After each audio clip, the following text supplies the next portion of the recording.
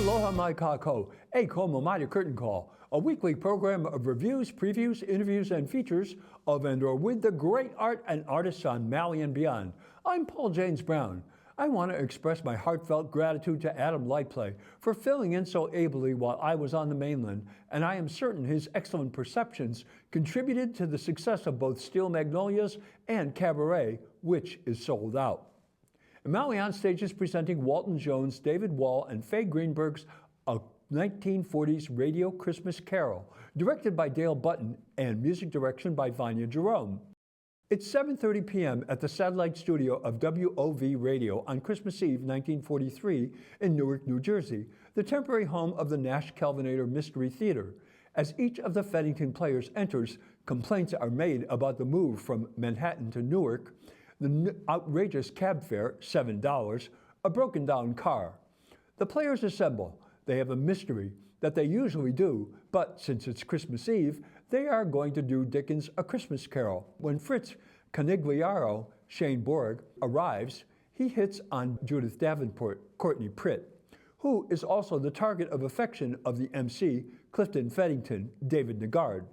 Others are the pianist and conductor of the ensemble, Toots Navarre, Victoria Navarro, the Foley guy, Isidore Buzz Crenshaw, Sebastian Navarro, playing all the animals, babies, insects, little kids, and she sings too, Sally Simpson, Nicole Belknap, Charles Charlie Butts, Ikaika Rains, a diner baker who specializes in Nestle Road pie and is sweet on Margie O'Brien, Amber Rose Seelig, whose day job is bookkeeper, typist, stenographer, receptionist, little Jackie Sparks, Sam Castillo, a recent high school grad who calls his mother frequently and still has a Sunday paper route, and finally Esther Lewis Perney, Virginia Sandell.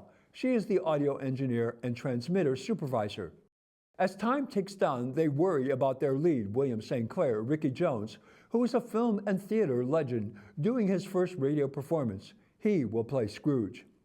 There are great songs in this show. Vanya Jerome has brought this cast to a very high vocal music level. You will hear Deck the Hall, Silent Night, Joy to the World, and Carol of the Bells, and Good King Wenceslas like you never have before. These arrangements are extremely complex, and the cast do a credible imitation of the Modernaires and the Four Freshmen. They do them a cappella. Ricky Jones is a curmudgeonly William St. Clair. He is used to being waited on and expects nothing less than absolute subservience from one and all. Think Lionel Barrymore. His breakdown in the second act was a thing of beauty. You could feel it coming, but you aren't ready for it when it does. Amber Rose Seelig gives us a strong-willed, multi-talented Margie, who has a show-stopping song in the first act, Cute Little Elf, and her various roles she plays are done with confidence and joie de vivre. Shane Borg is the one-time Florsheim shoe salesman, gets to play his alter ego, Rick Roscoe, when A Christmas Carol goes off the rails, and as we all know, the show must go on. His Jimmy Cagney was hilarious, and I loved his Fezziwig.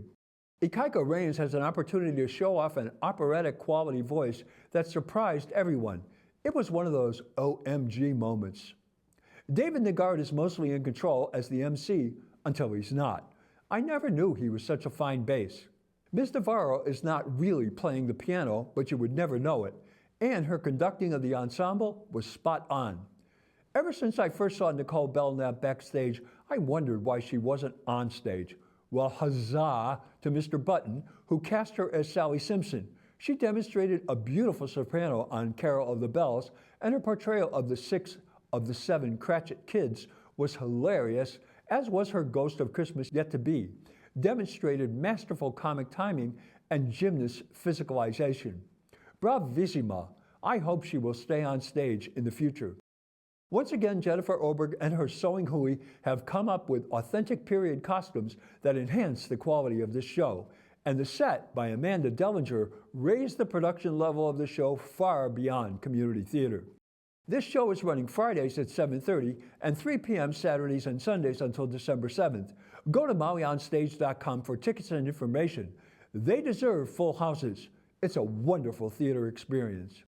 Speaking of wonderful theater experiences, King Kekaulike Drama presented a production of Shakespeare's Romeo and Juliet from the 14th to the 23rd of November, directed by Chris Kepler. We all know the story of the Montagues and the Capulets. In fair Verona, they are deadly enemies. Shakespeare never informs the audience about the source of their enmity to each other, only that it has gone on for generations. When we meet Romeo, Ethan Bisa, he is moaning over Rosalind, a seemingly unrequited love. A chance meeting with the messenger, Adam Glorious, alerts them to a party at the Capulets. Since it is a masked party, they decide to crash it. There, Romeo is struck in the heart at the sight of Juliet, Lillian Hagler. Much to the chagrin of Tybalt Bennett Guzman, who attempts to engage with Romeo, but is prevented by Lord Capulet, Trustin Mattis. Romeo and Juliet dance the night away in mutual bliss. Later that night, Romeo sees Juliet calling to him from her balcony. That scene is one of the most famous in all theater, and Master Bisa and Ms. Hagler play it virtuosically. They are in love, but their families are, to say the least, not. Romeo and Juliet convince Friar Lawrence, Chasen Ampog, to marry them. When Tybalt goes after Romeo, Romeo tells him that he loves him and feels like family. This doesn't go over well with Tybalt, and Mercutio jumps in. Tybalt slays Mercutio, and Romeo loses it completely and stabs Tybalt. When Prince Aeschylus, Charlie Young, finds out, he banishes Romeo to Mantua. Meantime, the Capulets are giving Juliet away to Paris and insist that they marry the following Thursday. She refuses and flees to the friar, who comes up with a solution, a potion that will feign death. The friar will send a message to Romeo and let him know what is afoot. Romeo will come to the crypt, she will awaken, and they can run away and live happily ever after.